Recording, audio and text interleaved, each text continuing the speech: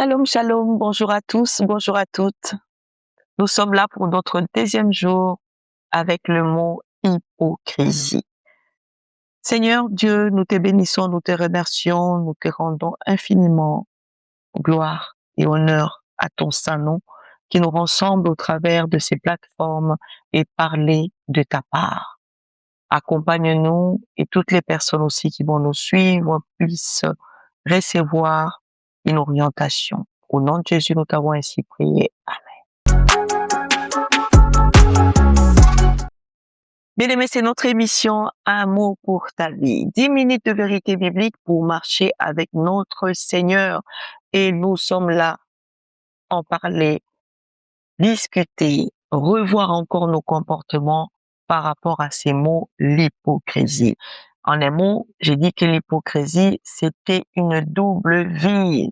Bien-aimé, montrer notre attitude alors que ce n'est pas ton attitude, alors que ce n'est pas ta façon de faire. Bien-aimé, ça, tu es dans l'hypocrisie. Tu dois être en concordance, tu dois être en communion avec ton cœur et ton comportement. Mais c'est très important. Aujourd'hui, nous vivons avec des personnes qui, des fois, se rendent pas compte de leurs actes. Et ton acte te rapproche ou ton acte peut être identifié comme un comportement hypocrite, comme une façon de faire hypocrite, bien-aimé.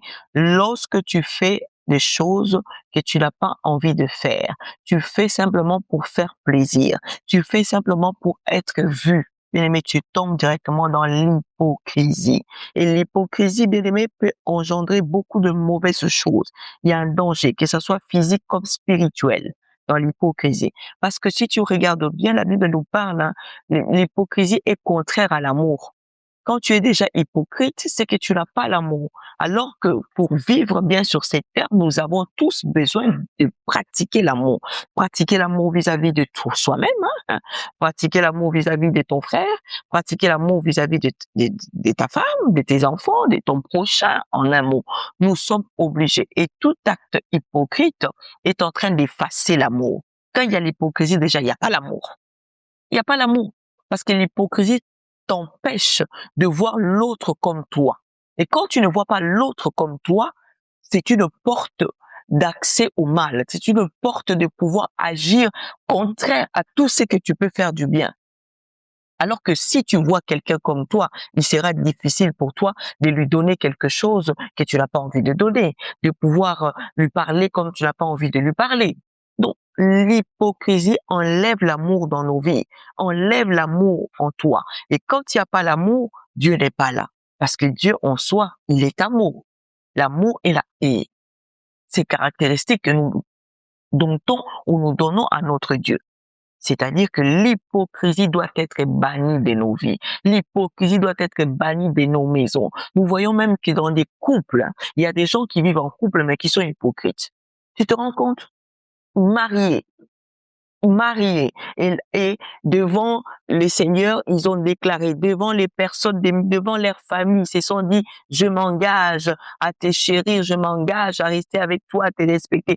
Mais ensemble, là, ils sont en train de vivre dans l'hypocrisie. Parce que l'infidélité fait partie de l'hypocrisie. Hein. L'hypocrisie est tellement large. Lorsque tu es en train de faire quelque chose que tu ne peux pas faire, tu rentres déjà dans l'hypocrisie. L'hypocrisie, je vous emmène à voir que ça va même dans les couples.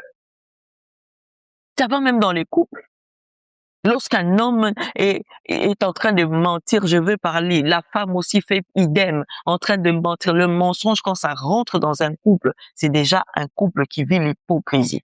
L'hypocrisie est partout, même dans les relations amicales, il y a de l'hypocrisie. L'hypocrisie en cascade. Mais nous devons voir cela et éviter. Parce que directement, quand tu rentres dans l'hypocrisie, ça va t'emmener dans le mensonge. L'hypocrisie est le fruit de tout mensonge. Quand tu vois quelqu'un mentir là, il ment parce qu'il veut se montrer ce qu'il n'est pas. Il veut faire ce qu'il n'a pas la possibilité de faire. Il veut donner ce qu'il n'a pas la capacité de donner. Tu es déjà dans le mensonge. Les personnes là qui sont hypocrites, ce sont même des personnes qui n'acceptent pas leurs défauts. Quand quelqu'un rentre à ne plus s'accepter, à ne plus accepter ce qu'il a, bien aimé, c'est déjà une personne hypocrite. Si j'ai un défaut, je sais que non, j'arrive toujours en retard. Je ne peux pas me mettre à agir autrement pour montrer, pour camoufler le retard que je fais, pour camoufler le retard que j'arrive. Non. Cela me met déjà à l'hypocrisie et ça va me mettre en mensonge. Tu arrives toujours en retard dans ton lieu de travail, tu te casses, tu reviens. Tu étais là. C'est une attitude qui n'est pas bien. Tu ne respectes pas.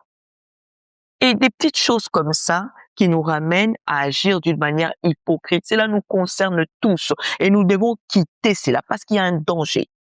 Il y a un danger. J'annonce à une personne que l'hypocrisie a des dangers. Un danger qui peut aujourd'hui être capital pour notre vie dans l'hypocrisie. Parce que quand il n'y a déjà pas l'amour, j'ai dit, lorsqu'il y a absence de l'amour, c'est bien aimé, il y a la haine. Lorsqu'il y a absence de l'amour, il y a le non-respect. Lorsqu'il y a absence de l'amour, on a la facilité de faire du mal. On a la facilité d'ôter même la vie d'une personne quand il n'y a pas l'amour. Quand il n'y a pas l'amour, on devient hypocrite. Donc, nous devons nous saisir à cela. Nous devons nous saisir de cela parce que il existe de dangers, j'annonce. D'ailleurs, nous allons lire un verset rapidement. La Bible nous dit, nous sommes dans Matthieu 7, au verset 21. La Bible dit, ceux qui me disaient Seigneur, Seigneur, n'entreront pas tous dans le royaume des cieux.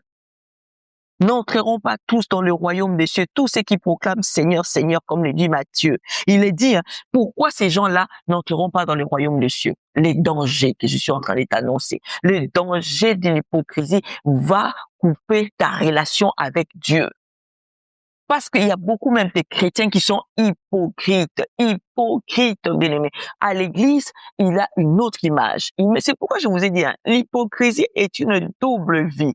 Dès qu'il franchit la porte de l'église, ça devient aussi une autre personnage. À l'église, nous avons des hypocrites. Bien aimés, dans nos maisons, on a des hypocrites. Partout là où nous sommes en train de passer, dans nos lieux de travail, il y a des collègues qui sont aussi hypocrites. Bonjour, tu viens boire un café avec moi?